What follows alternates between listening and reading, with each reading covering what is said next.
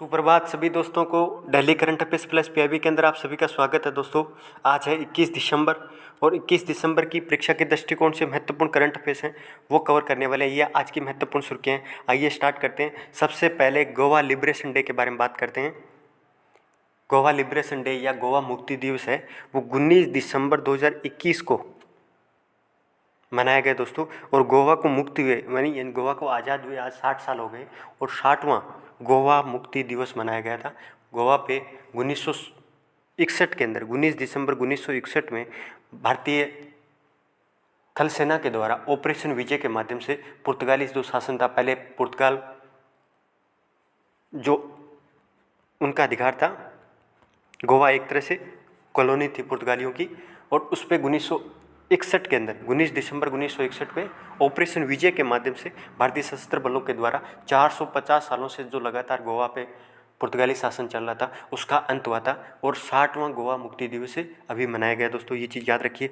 और भारत के अंदर अंग्रेजों से पहले भी यानी सबसे पहले पुर्तगाली ही भारत के कुछ हिस्सों को उपनिवेश बनाया था और सबसे लास्ट में 1961 के अंदर गए थे। 1510 के अंदर गोवा पर अधिकार किया गया था। बीजापुर के जो शासक थे उनसे गोवा को छीना गया था 1510 के अंदर, और 1510 से लगातार गोवा पे पुर्तगालियों के द्वारा कब्जा किया हुआ था। ये ऑपरेशन विजय है दोस्तों, याद रखिए। ये 17 दिसंबर 1961 को शुरू हुआ था और 19 दिसंबर 2 दिन के अंदर अंदर ही गोवा पे अधिकार कर लिया गया था। ये चीज़ आप याद रखिए।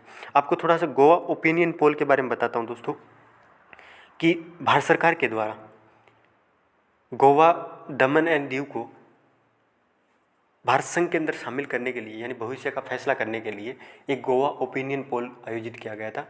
कब? 1967 के अंदर 16 जनवरी 1967 के द्वारा एक गोवा ओपिनियन पोल डिसाइड किया गया था कि आपको केंद्र शासित प्रदेश बनना है या आपको महाराष्ट्र के साथ राज्य के, महाराष्ट्र उस टाइम राज्य था और उसके अंदर आपको शामिल करना है। तो ये गोवा ओपिनियन पोल आयोजित किया गया था। कब? 1967 में।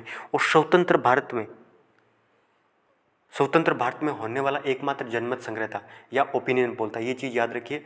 भारत में आज़ादी के बाद में एकमात्र जनमत संग्रह या ओपिनियन पोल था जो कहाँ पे आयोजित हुआ था? गोवा के अंदर। और वहाँ पे ये डिसाइड किया गया था कि आपको, लोगों को बोला गया था कि आपको केंद्र शासित प्रदेश का दर्जा प्राप्त करना है या फिर आपको महाराष्ट्र राज्य के अंदर शामिल होना है।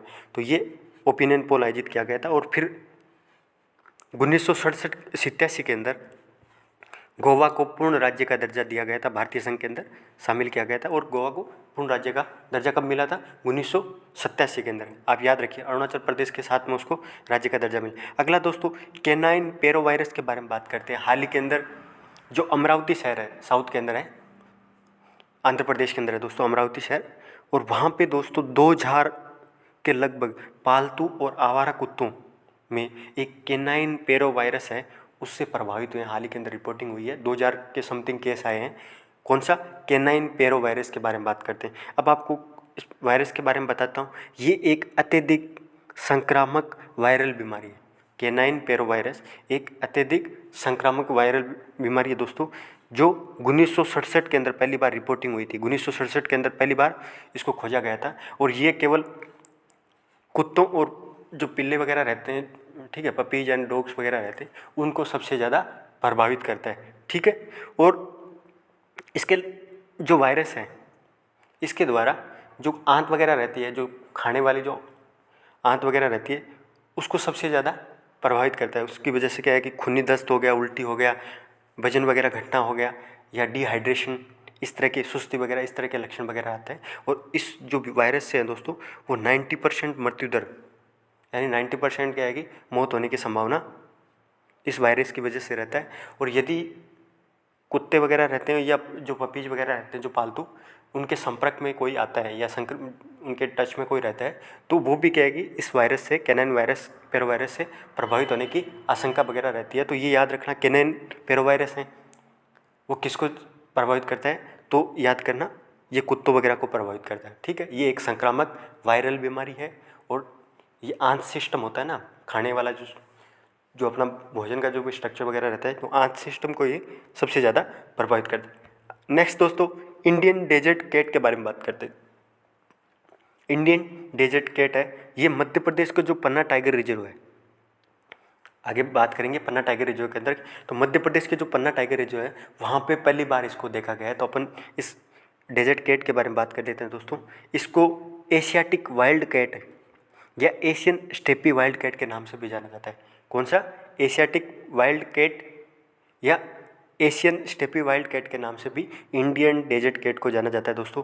ये ज़्यादातर डेजर्ट कैट दे रखा है, तो अपने को याद रखना है कि ये रेगिस्तानी इलाकों के अंदर, खासतौर से जो राजस्थान का जो थार का मरुस्थल है या गुजरात का जो क्षेत्र है, तो रेगिस्तान जो क्षेत्र है, झाड़ीदार वाला क्षेत्र, वहाँ पे ये डेजर्ट कैट रहती है, निवास करती है। लेकिन मध्य प्रदेश के पन्ना टाइगर रिजर्व के अंदर पहली बार देखा गया था। ये जो डेजर्ट कैट है दोस्तों, ये पश्चिम राजस्थान की शुष्क और अर्ध शुष्क क्षेत्रों के अंदर, जैसे गुजरात हो गया, राजस्थान, मध्य प्रदेश, महाराष्ट्र का जो शुष्क अर्ध शुष्क जलवायु वगैरह हो गई, जहाँ पे झाड़ियाँ वगैरह पाई जाती है, तो वहाँ पे ये रहती है। ये चीज़ याद रखिए। और नेक्स्ट, ये IUCN की रेड लिस्ट में कम संकटग्रस्त श्रेणी के अंदर आती है। IUCN की जो रेड लिस्ट है उसके अंदर कम संकटग्रस्त श्रेणी के अंदर इंडियन डेजर्ट कैट आती है। और साइट्स, ये दोस्तों एक साइट्स को वाशिंगटन सम्मेलन के नाम से भी जाना जाता है। ये भी पशुओं और जो पादप वगैरह रहते हैं उनकी सुरक्षा करने के लिए एक संवेदनशील सूची है एक तरह से। तो साइट्स अंतर्राष्ट्रीय स्तर का एक प्रयास है जो पादपों और क्या कि पशुओं जो संकटग्रस्त हैं उनको बचाने के लिए। इसको वाशिंगटन समझौता के नाम से भी जाना जाता है, आप याद रखना। इसकी परिशिष्ट सूची, जैसे IUCN की रेड लिस्ट है उसमें सूचियाँ होती है, वैसे साइट की सेकंड के अंदर आती है। ये याद मत रखिए आप, तो इतना याद रखिए, वन्य जीव संरक्षण अधिनियम 1972 के अनुसार ये भारत में अनुसूची फर्स्ट के अंतर्गत आती है, इंडियन डेजर्ट कैट। ठीक है। नेक्स्ट दोस्तों, पन्ना टाइगर रिजर्व के बारे में आपको थोड़ा सा बता देता हूँ। पन्ना टाइगर रिजर्व मध्य प्रदेश के अंदर फैला हुआ है दोस्तों। 576 किलोमीटर के आसपास इसका एरिया है। ये टाइगर रिजर्व स्थापित है और इसकी स्थापना 1981 के अंदर हुई थी, जो आपको याद नहीं रखना। और ये भारत का 22वां टाइगर रिजर्व था। ये एक टाइगर रिजर्व है और ये 576 किलोमीटर के अंदर फैला हुआ मध्य प्रदेश के अंदर ही, ये याद रखिए। और इम्पोर्टेंट इसलिए है क्योंकि हाल ही के अंदर भारत सरकार के द्वारा केन बेतवा नदी जोड़ो परियोजना, ये भारत की पहली नदी जोड़ो परियोजना है और ये इसी टाइगर रिजर्व से भीतर से होकर गुजरेगी। यानी 10% जो एरिया है ना पन्ना टाइगर रिजर्व का, वो केन बेतवा नदी जोड़ो जो परियोजना है उससे प्रभावित होने की आशंका है। ये चीज़ याद रखिए। तो ये प्रोजेक्ट कहाँ से गुजरेगा? जो नदी जोड़ो जो परियोजना है वो पन्ना टाइगर रिजर्व से।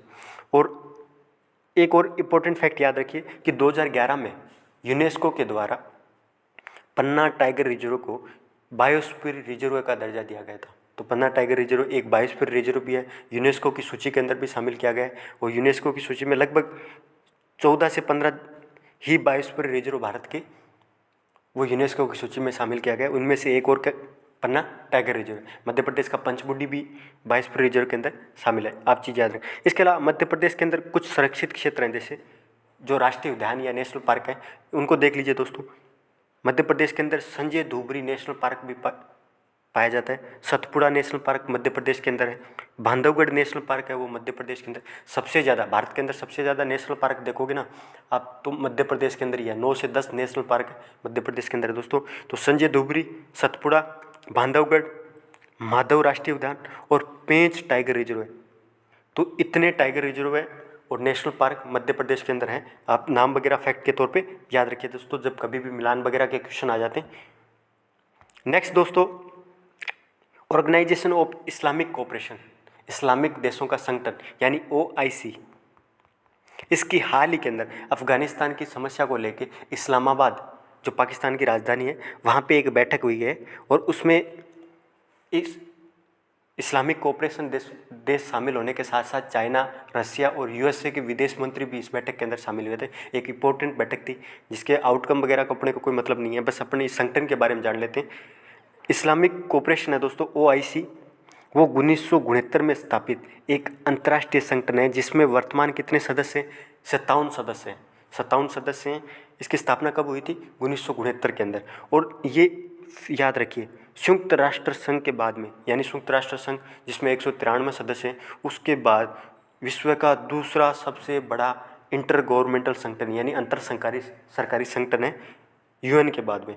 और इस संगठन के अंदर 57 देश हैं और सारे के सारे मुस्लिम दुनिया की सामूहिक आवाज़ एक तरह से मुस्लिम जो ब्रदरहुड है दोस्तों, सारे के सारे जितने ज़्यादातर देश हैं सारे के सारे मुस्लिम कम्युनिटी वाले देश हैं। तो इसको मुस्लिम दुनिया की एक सामूहिक आवाज़ भी इस संगठन को कहा जाता है। इसमें कितने देश हैं? 57 सदस्य। और इस संगठन के अंदर संयुक्त राष्ट्र और यूरोपीय संघ के स्थायी प्रतिनिधिमंडल भी है। और इसका सचिवालय याद रखिए सऊदी अरब के जेदा शहर है, जेदाह। तो जेदाह शहर है, वहाँ पे OIC का सचिवालय। ये फैक्ट आप याद रखिए। और भारत के साथ में लगातार पिछले 2017-18 से लगातार इस्लामिक देशों का जो संगठन है इसके साथ लगातार भारत के रिश्ते मजबूत हो रहे हैं। और इसी से इस पर पाकिस्तान के द्वारा चिंता वगैरह भी जताई गई थी कि एक पाकिस्तान को सपोर्ट नहीं करके आप भारत को इस संगठन के द्वारा सपोर्ट किया जा रहा है। तो इसको लेके पाकिस्तान के द्वारा लगातार स्टेटमेंट भी दिए थे। अगला दोस्तों लोकुर कमीशन के बारे में बात करते हैं।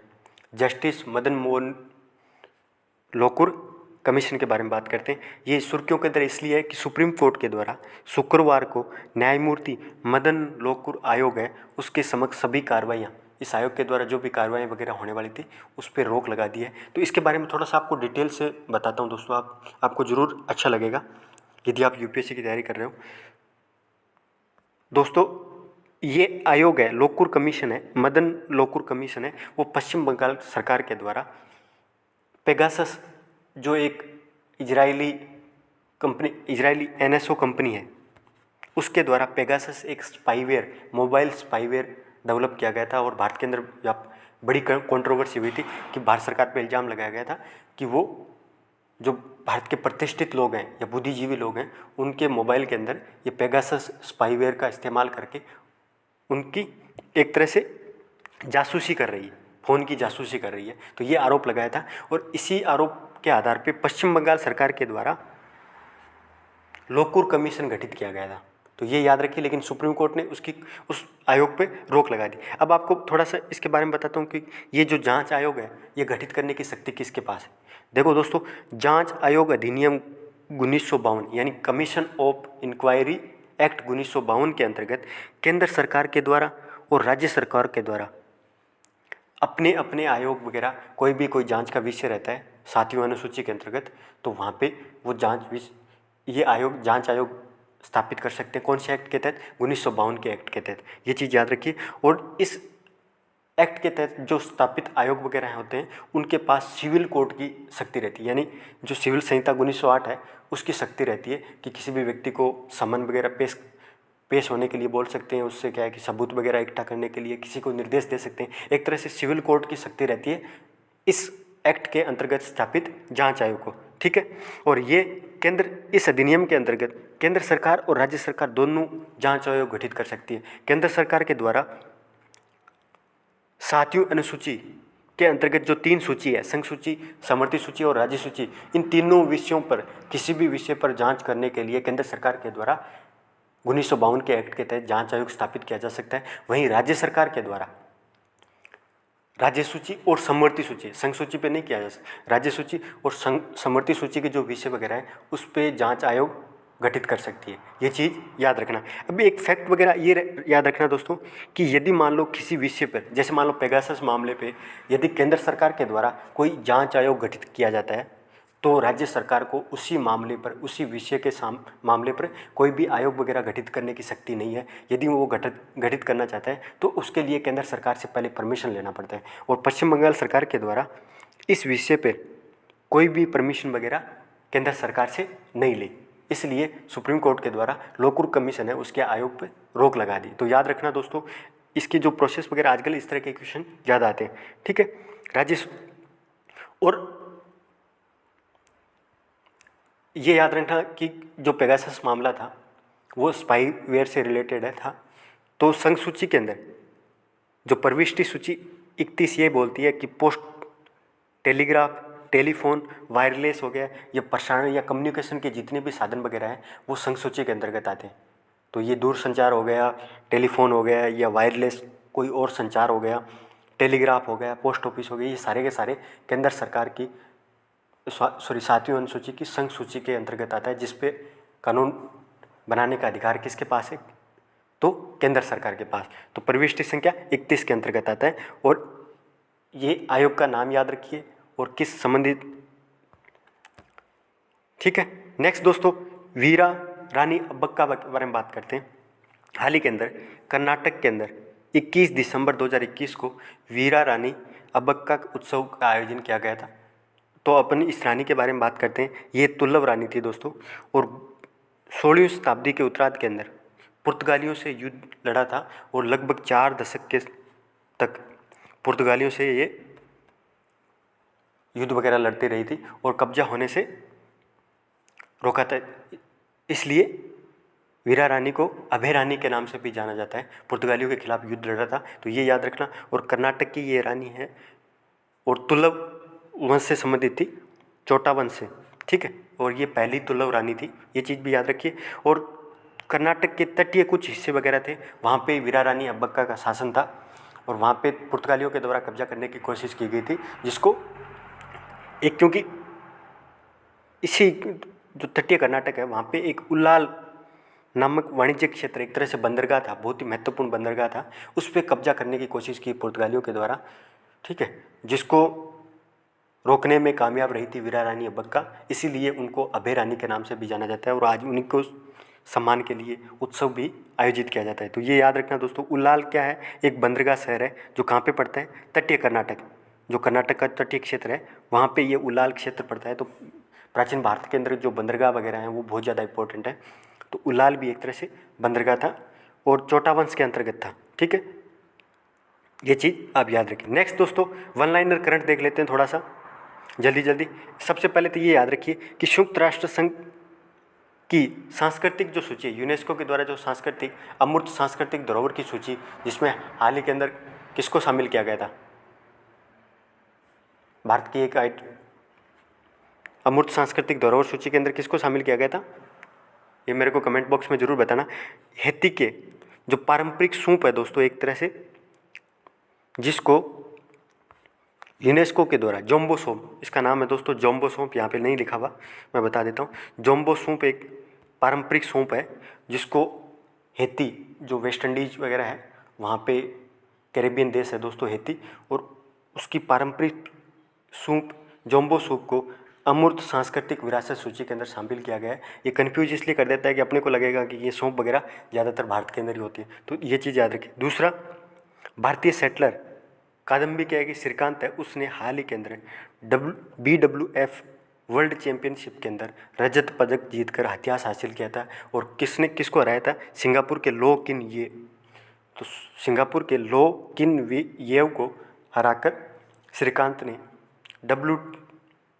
BW चैंपियनशिप के अंदर रजत पदक हासिल किया है। तो ये फैक्ट आप याद रखिए। नेक्स्ट दोस्तों, एक मारमगोवा स्टील्थ फ्रिगेट है जो सेकंड इंडिजिनियस स्टील्थ डिस्ट्रॉयर है, एक तरह से, जो भारत में प्रोजेक्ट 15B के अंतर्गत निर्मित किया गया है, जिसको हाल ही के अंदर भारतीय नौसेना के द्वारा भारतीय नौसेना को सौंपा गया है। ये मारमगोवा दूसरा स्टील्थ फ्रिगेट है, इससे पहले विशाखापट्टनम आया था जो वो भी प्रोजेक्ट 15B के अंतर्गत। और ये किसके द्वारा निर्मित किया जा रहा है, मझगांव डॉकयार्ड शिप बिल्डर्स के द्वारा, यानी मुंबई के अंदर पड़ती है दोस्तों मझगांव, उसके द्वारा मारमगोवा एक स्टील्थ युद्धपोत है जो हाल ही के अंदर नौसेना को सौंपा गया है प्रोजेक्ट 15B के अंतर्गत। तो ये आज की महत्वपूर्ण करंट अफेयर्स थी जिनको कवर किया दोस्तों, और आप सभी को धन्यवाद। लास्ट